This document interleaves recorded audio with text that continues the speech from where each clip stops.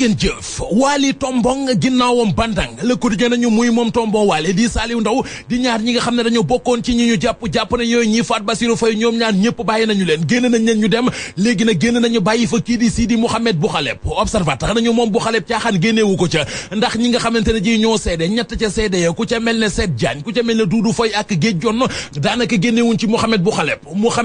moomee bu dee moo rey Bassirou Faye dañoo jàpp ne ak fayu la ndax dafa nekkoon université Cheikh Anta Diop bu Ndakaaru ca jàppante ba étudiants yi gaañ ko mu dem faju ji ca la dellusi waate ci nañ ko waxee la tax mu dellusi waat ak fan la enquête bi toll ba feeñal loolee moo di waa Sonatel la ñu ci jokkool waa Sonatel jàpp ci enquête bi def ci gëstu la ñu gis moo di 12h45 Mouhamed Bouhaleb ma nga woon ca boori école normale supérieure ay boori 18h maanaam 6h ci ngoon ca la ñu ko seen ay boori Caaroy te kii di Bassirou Faye ñi ngi ko faat ay 15h li ñu mën a jàpp moo di jamono ji ñuy faat Bassirou Faye mënoon naa fekk Mouhamed Bouhaleb ci université Cheikh Anta Diop bu Ndakaaru ki ñu njëkkoon a jàpp ne mooy ki ko faat di Tombong Waly ba jàppoon ko génne ko démb mi ngi ci L'Observateur wax na waa L'Observateur Tombong Waly réccuwul tey li mu doon policier jël na lépp nag teg ko ci loxoy yàlla sunu borom gars yi L'Observateur yi ne ko waaye procureur de la République dafa def appel loo xalaat ci loolee mu ne leen bu ko neexee du man Tombong Waly maay ki ci war a wax réew mi am na ay këri kilifteef di institution yoo xam ne ñoo ca war a wax ci la témoigné Tombong Waly wax ca ne jàpp gi ñu ko jàpp metti na ko lool enquête nañu ginnaaw fukki weer ñu ko téye ci jeel bi Tombong Waly génn na ba mu génnee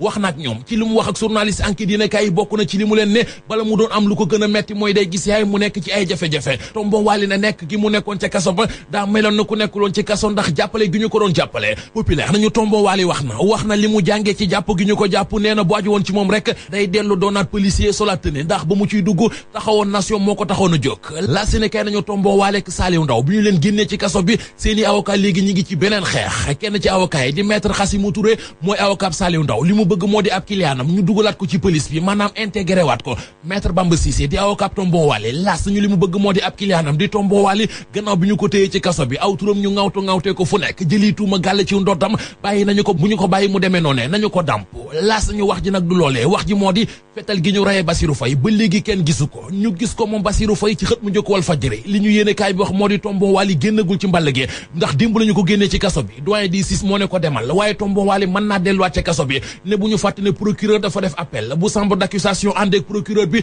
Tombong Waly ci kaso bi la jëmaat procureur de la République Walf Fadjri nañu ci sànni tàccoom la toll fi ma toll maa ngi ci populaire ñu seeti Aminata Tall njiital conseil économique social ak environnemental populaire nañu démb dafa waroon a teew ci anniversaire porteur pancarte yi ñu doon amal ci hôtel de ville bu Dakar waaye soxna si tuutee des mu des ta ndajama ne feebara ko fa dab mu ñàkkatooy xepp boole ko wàcc mu metti foofee la ñu ko jëlee yóbbu ko l'hôpital ñeenteelu personnalité état bi yéenekaay bi nañu tuutee desoon mu des ci loxo la yéenekaay nañu 26 août démbam bi moom Aminata Tall du ko gaaw fàtte foofee la ñu ko jëlee yóbbu ko urgence ndax wàccu mu metti mu doon wàccu grand place ñu si buru bu bona ko dab couverture maladie universelle ñu naan ko CMU jaratuñu dara ci réew mi waat SUTSAS ñoo xëy ci moom ñi ngi xëy ci moom ci Sud Quotidien njiital SUTSAS di mbaala jocaam ci yéenekaay bi nañu li gën a sonal hôpital yi réew mi li leen gën a lottal li gën a yokk seeni bor moo di couverture maladie universelle ndax ni ñu ciy doxalee moo di dañuy summi sàmba solal bàcc ci Abdoul Aziz